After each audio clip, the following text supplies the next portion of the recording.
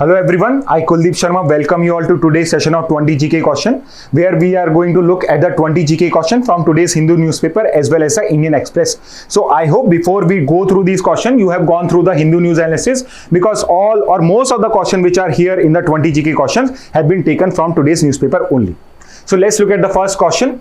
So euthanasia or assisted suicide, in which country was it legalized first? So again I have asked you in that analysis also कि कौन सी first country है, and let's look at the answer. The answer here is A, Netherlands. So Netherlands was the first country to legalize assisted suicide.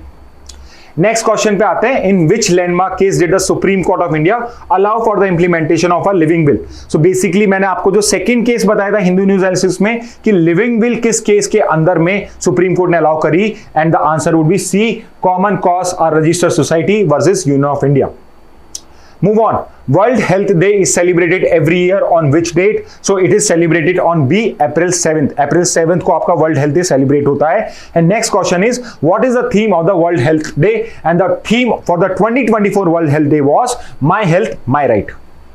Moving on, how many seats are reserved for the scheduled caste in the Lok Sabha election? And the answer here would be C. So 84 seats. 84 seats are actually reserved for scheduled caste in the Lok Sabha election. And I have a question for you right now, which we are going to discuss in our next class. You have to tell me how many seats are reserved for the STs in Lok Sabha election.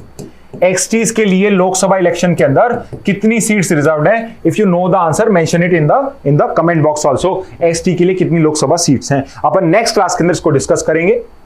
Next चलते हैं. The electoral bond scheme has been declared unconstitutional by the supreme Court. Electoral bonds were introduced in which year? And the answer here would be C, 2018. So 2018 के अंदर this scheme, the electoral bond scheme, which has now been declared unconstitutional, but it does not mean कि इस पे question नहीं आ सकता. अब भी electoral bonds पे क्वेश्चन आ सकता है. So you should know this कि 2018 के अंदर इस स्कीम को अनकॉन्स्टिट्यूशनल डिक्लेयर कर दिया गया था. सॉरी, इस स्कीम को लेकर आया गया था. Next, which of the following state UT for the first time is going to make persons with disabilities poll booth managers? So poll booth के ऊपर managers का रोल persons with disabilities करेंगे. किस स्टेट ने फर्स्ट टाइम ये initiative लिया है? And the answer would be A, Delhi. So Delhi के time first time PWDs are going to regulate the poll booths. Next पे आते हैं. What is the primary mode of transmission for West Nile fever? So as we have discuss, it is mosquitos. Culex breed of mosquito से ये वाली disease फैलती है. So answer would be A. Next पे आते हैं. The global plastic treaty to eliminate the use of plastic was signed in the year. तो global plastic treaty जो आज अपने एक आर्टिकल में पढ़ा है, आपका एक एडिटोरियल है, उसका क्वेश्चन है कि भाई ये ट्रीटी कब साइन हुई थी? 2008 में, 14 में, 24 में, या it is yet to be sign? So I hope अगर आपने वो न्यूज पढ़ी होगी, now you know this, it is yet to be sign. So it's a trick question for you all कि अभी तक इसको साइन नहीं करा गया है. 2024 मार्क मत कर देना. It is only the dates for negotiation. अभी नेगोशिएशंस ही चल रही हैं, कोई फाइनलाइजेशन नहीं हुआ है. It is yet to be sign.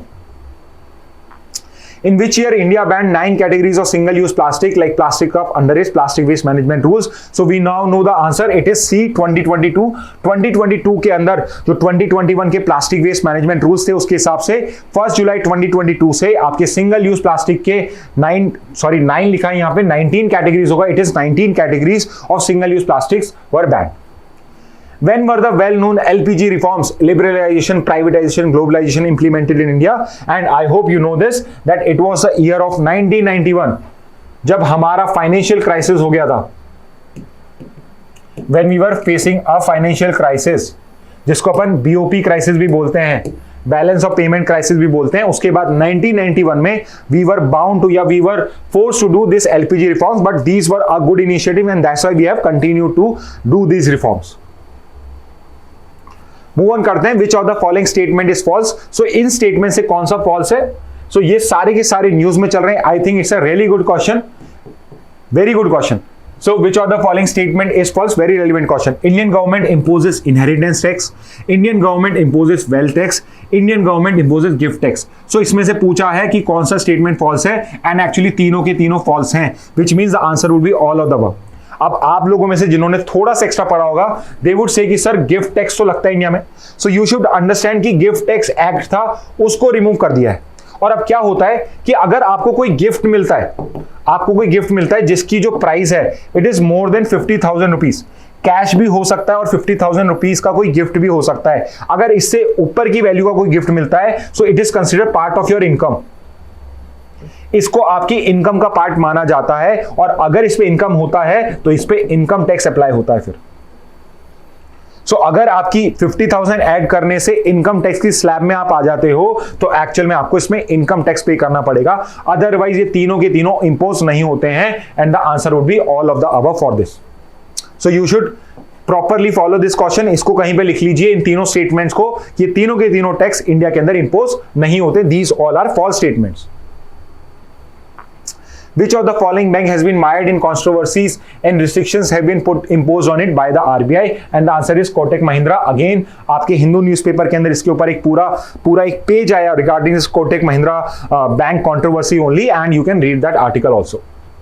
Move on करते हैं। Which renowned US-based university cancelled its graduation ceremony due to pro-Palestine protests on its campus.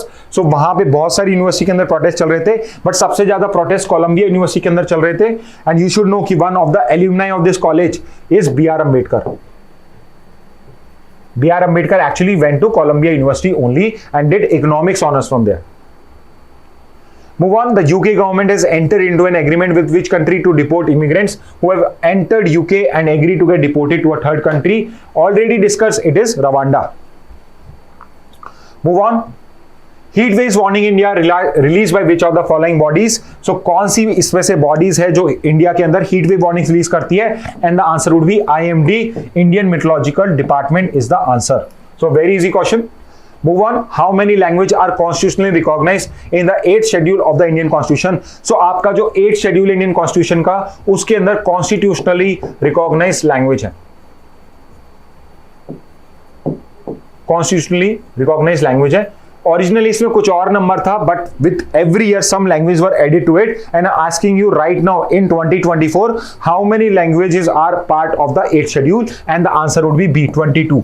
Originally जब कॉन्स्टिट्यूशन का फ्रेम हुआ था 8th शेड्यूल के अंदर, तब वहां पे 14 लैंग्वेजेस थी, but right now there are 22 languages in the 8th schedule.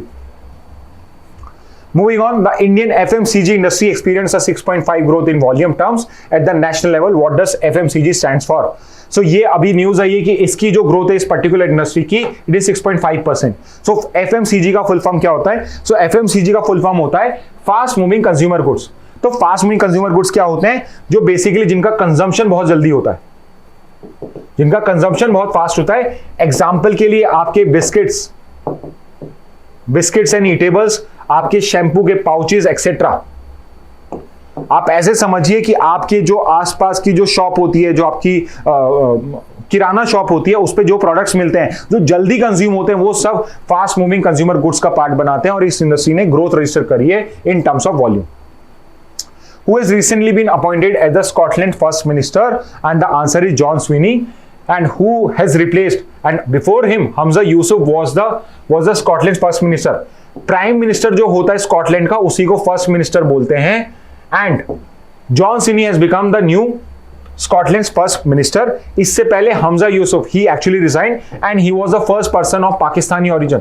इसके पेरेंट्स पाकिस्तान से थे, तो पाकिस्तानी ओरिजिन का था ये, and he was the first one to become the Scotland first minister. Leo Varadkar और साइमन हैरिस, ये दोनों आयरलैंड से डील करते हैं, ये दोनों आयरलैंड के पॉलिटिशियंस हैं। लियो वराडकर भी इससे पहले थे, and he is actually a open gay person. His partner is again a man only, and he is also of Indian origin. So इनके जो फादर थे, he was of Indian origin. So again, he had also resigned, and right now Simon Harris has become the Prime Minister of Ireland, and basically he is the youngest Prime Minister of Ireland. So इन चारों के अंदर कुछ ना कुछ आपको जानने के लिए मिल गया है यहाँ पे। एंड अब लास्ट क्वेश्चन पे आते हैं आज के।